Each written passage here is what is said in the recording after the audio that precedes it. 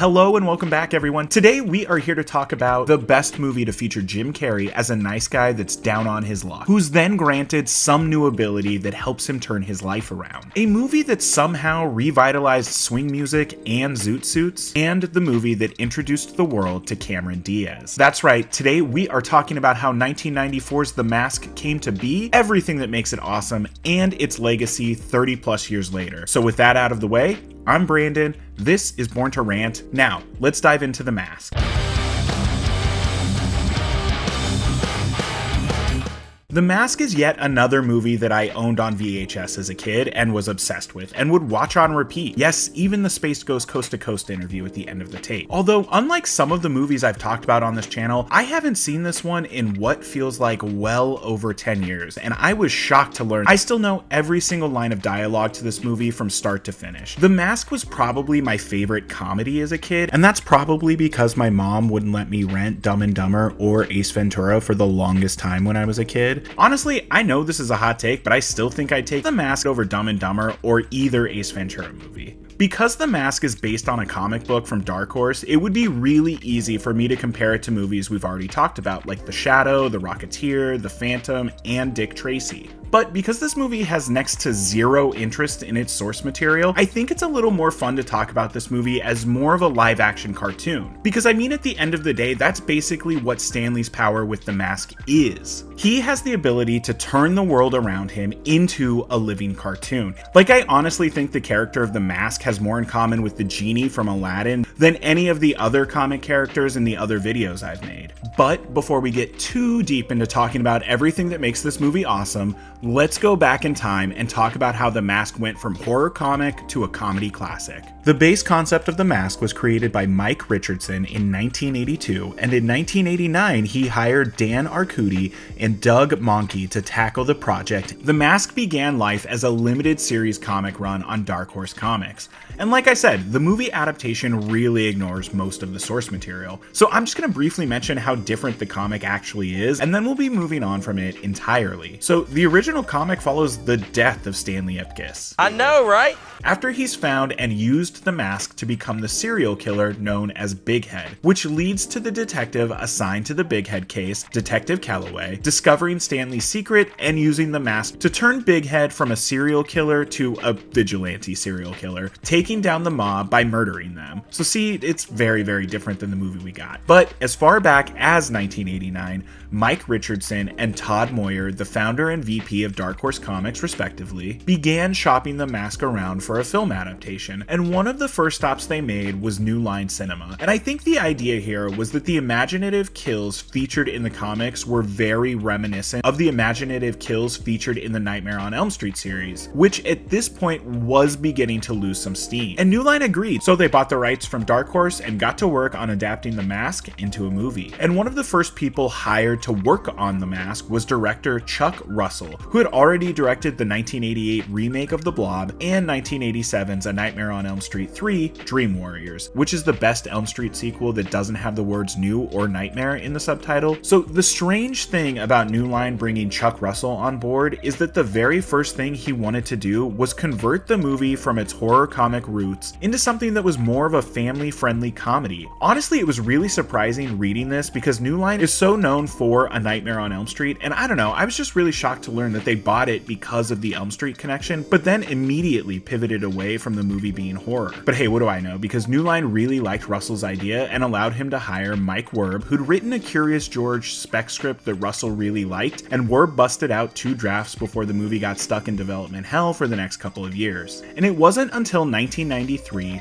when New Line executive Mike DeLuca sent a clip of Jim Carrey performing on In Living Color to Mike Richardson from Dark Horse Comics, who in turn shared it with Chuck Russell and said that he thought Carrey was the guy to pull this off. And Chuck Russell agreed, so Jim Carrey signed on and they were off to make a movie. But there was still the role of Tina that needed to be cast. Originally Bob Shea, who founded and ran New Line until it was bought by Warner Brothers in 2008, really wanted Anna Nicole Smith for this role because the idea was supposed to be that Tina was like Jessica Rabbit come to life, so they wanted someone very busty and curvaceous. But she turned them down in favor of doing a cameo cameo in Leslie Nielsen's Naked Gun 33 1/3 The Final Insult. So Russell continued looking for Tina and finally found Cameron Diaz in a photo on casting director Fern Champion's office. And after a quick audition, they realized she was the perfect person to play Tina. They even rewrote the part for her a bit, making Tina less of a bad girl and more of a good person trapped in a bad situation, which I think was the right call. So, filming began on The Mask on August 30th, 1993, and ran for about 2 months, and the only good production story I could find is that Jim Carrey had the flu for a big chunk of the night shoots that they did, but he toughed it out because he knew that New Line would pull the plug on the movie if they stopped production for even a day. And filming wrapped in October of 93, and then the film went to Industrial Light and Magic to handle the special effects for the movie. And Jim Carrey went to work on Dumb and Dumber, and then in February of 1994, something happened that the team behind The Mask didn't expect. Ace Ventura: Pet Detective was a huge hit, meaning they had Jim Carrey's big follow-up to his breakout role and they didn't even know it until they were already deep into post-production. But the nice thing about this is it allowed the hype for The Mask to reach new heights and become one of the most anticipated movies for the summer of 1994. And the summer of 1994 also saw the release of The Lion King, Forrest Gump, True Lies, and Speed. Damn, the summer of 94 was a wild one at the theater. And on July 29th, 1994, The Mask was released into the world, made $23 million opening weekend on its $20 million budget, and debuted at #1 on the box office. The movie would go on to make a worldwide total of $351 million, making it the second highest grossing comic book movie of all time, behind 1989's Batman. Well, both of those movies would lose that title over the next decade, but still, it's pretty cool. And The Mask even got pretty solid reviews from critics. Siskel and Ebert both gave it 2 thumbs up after not really caring for Ace Ventura. And it's nice to see when a big action comedy like this actually sticks the landing and people appreciate it right away. And so with all of that out of the way, let's dive into the plot of this movie and everything that's made it stick in our minds for the last 30 years. Okay, first of all, this movie starts with Randy Edelman's excellent theme for this movie. One I hadn't thought about in years, but immediately upon putting this movie on, the nostalgia hit me like a ton of bricks.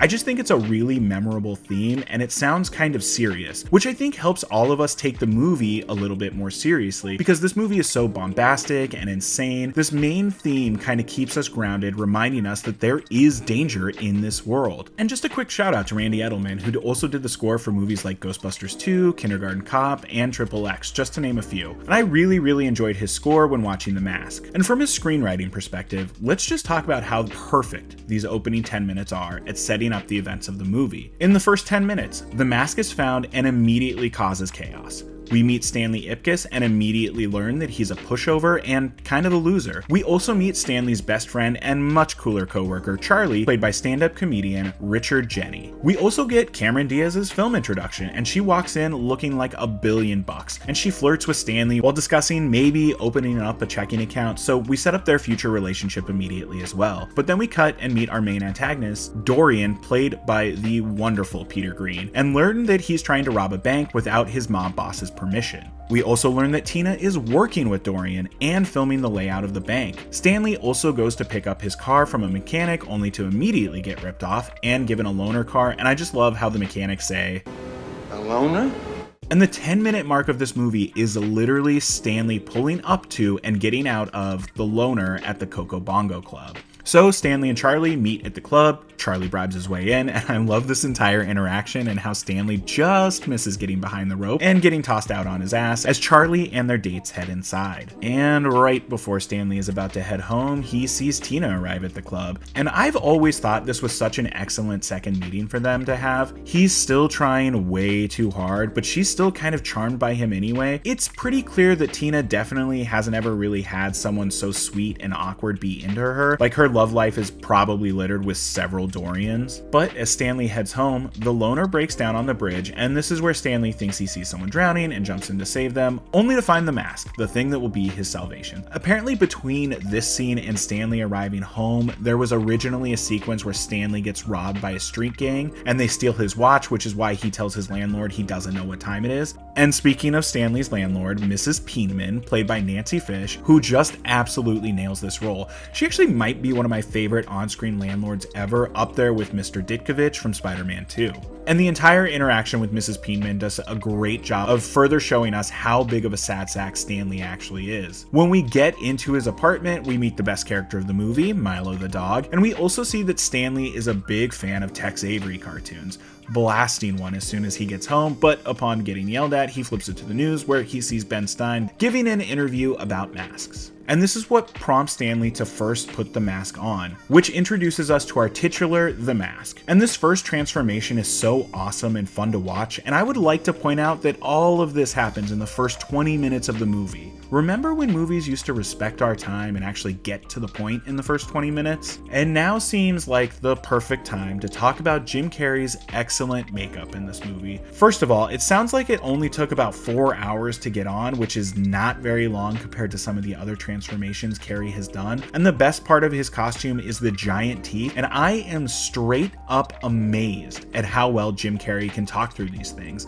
Apparently the original plan was to just ADR all of the mask's lines after production wrap, but Carrey just learned how to talk with the teeth in. And I do think they changed his voice ever so slightly, but that just really adds to the mask being a different character. Shout out to Greg Canham, who designed this makeup. It looks incredible even today.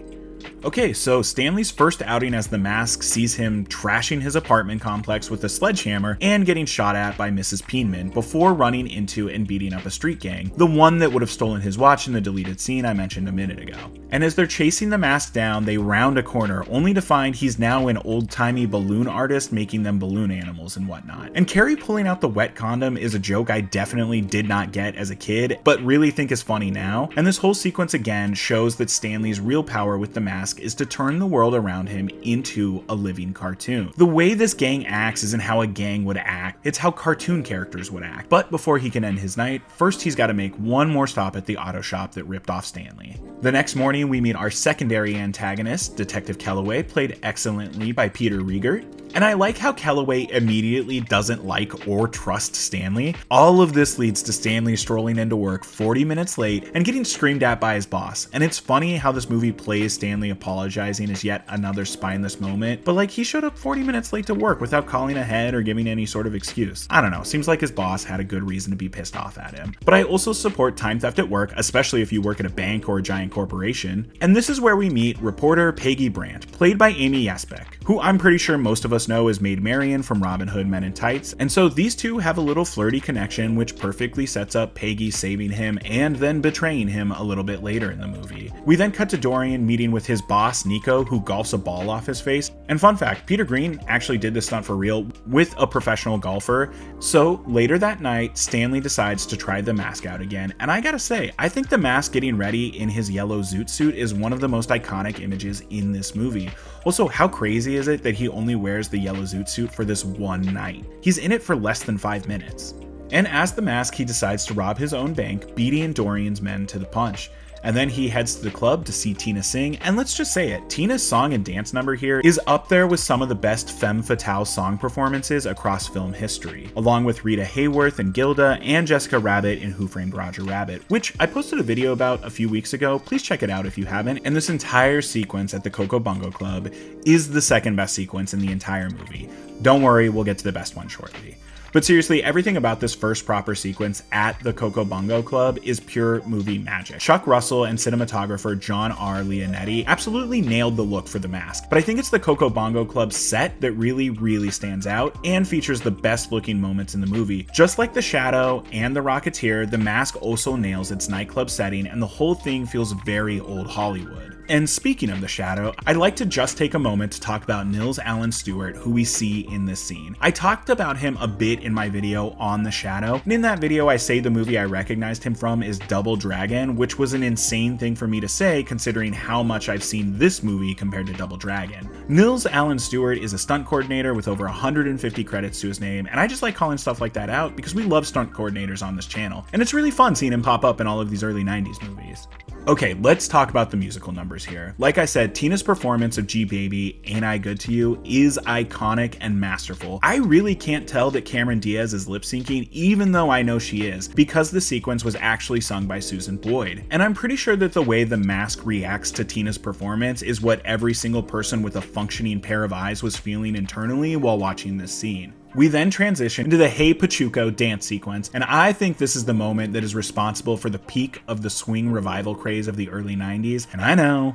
I thought we as a culture agreed to forget the year that everyone was into swing. But the Royal Crown Revue, Jim Carrey, and Cameron Diaz are all at the top of their game for this entire sequence, and I could watch it on a loop, and it's not even the best dance sequence in the movie. And I'm not really a swing music guy, but this movie does a great job of making swing dancing look like the absolute coolest shit in the world. However, when Dorian realizes it was the mask that ripped off the bank, and that he's dancing with Tina, all bets are off, and he and his boys go downstairs, guns a-blazing. Then we get a wonderful fourth wall break where the mask wins an Oscar for his performance, and the way that Nils Allen Stewart and Peter Green play this entire sequence is so great, especially once the Oscar bit starts and the two start looking around nervously like they didn't expect to be on TV. It's hilarious and one of my favorite bits in the movie. Also, this is the perfect example of a family-friendly movie not talking down to its audience. I didn't get half the references Jim Carrey was making when I watched this as a kid, but I still thought it was hilarious because Jim Carrey is hilarious. Again, he really reminds me of the genie here more than any comic book hero. But this first main sequence at the club is cut short when the cops show up and arrest Dorian and his men for the bank robbery. And this is also where Kellaway finds a piece of cloth on the ground that he recognizes as Stanley's ridiculous pajamas he was wearing the other morning, which of course only furthers his suspicions of Stanley. And the following day is really Stanley struggling to understand everything that's going on in the movie. Kellaway wakes him up, pounding on his door, asking about his pajamas. He lies terribly,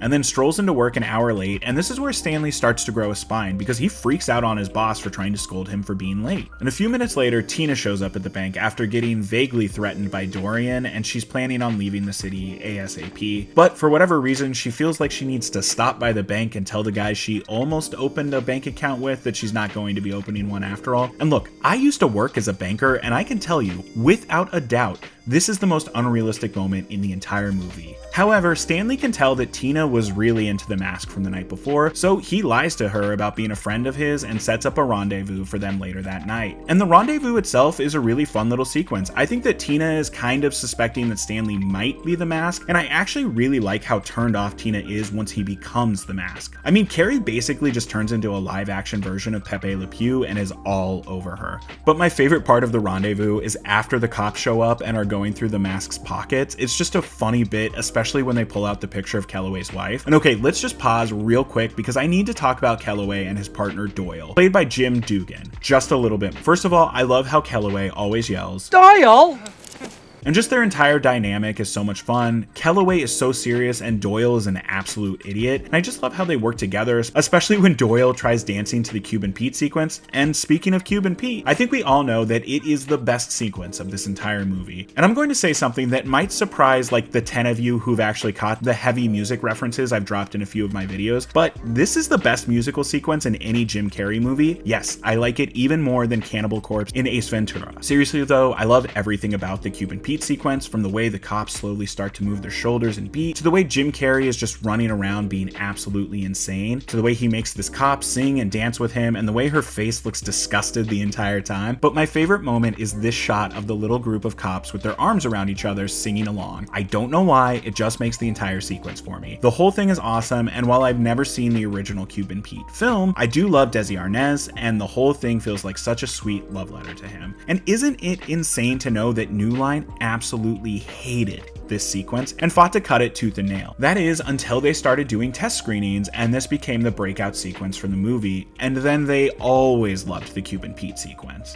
And this sequence leads us directly to our third act. Stanley gets away from the cops and Peggy comes to rescue him, only to quickly rat him out to Dorian, who takes the mask and uses it to take over crime in the city, steal the money that Stanley stole from the bank, and frame Stanley as the mask. I mean, kind of frame, he did do the crimes, but still. And Dorian with the mask is genuinely so creepy, he kind of just feels feels like a roided out gym bro that's also part cartoon, making him super unpredictable and dangerous. With Stanley locked up, Tina comes to visit him and tell him she's leaving the city. However, when she goes to leave the jail, she's conveniently chased down the alley that Stanley's cell faces and is kidnapped by Dorian. So Stanley enlists the help of Milo, who's the best dog ever and is just camping outside the jail, and the two break out of jail, kidnap Calloway, and take his gun and head to the Coco Bongo Club, where Nico is hosting a charity ball that has been crashed by Dorian and his goons. And this entire final sequence in the club is really a great climactic set piece. Tina is taped to a plastic tree with a bomb at her feet. The mayor and several other prominent politicians in Edge City are being held hostage. And I really love how Tina plays Dorian's dumbass and kicks the mask, and then we get Milo as the mask, which also rules. And the thing that makes this movie special is that at the end of the day, Stanley defeats Dorian all on his own. It shows us that Stanley is no longer spineless. He's grown into a real person who will fight for the things that he values. But I mean, we still get that one last scene with him as the mask, where he flushes Dorian down the drain and swallows the bomb, because the mask needs to be the hero too. And then there's a nice little epilogue of the mayor saying Dorian was the mask and that Stanley saved them, so Stanley doesn't have to go to jail. Also, how did I never notice that this loud lady at the end of the movie is Mrs. Peenman? He gets to kiss the girl, Milo ends up with the mask. What's not to love? It's a pretty perfect movie.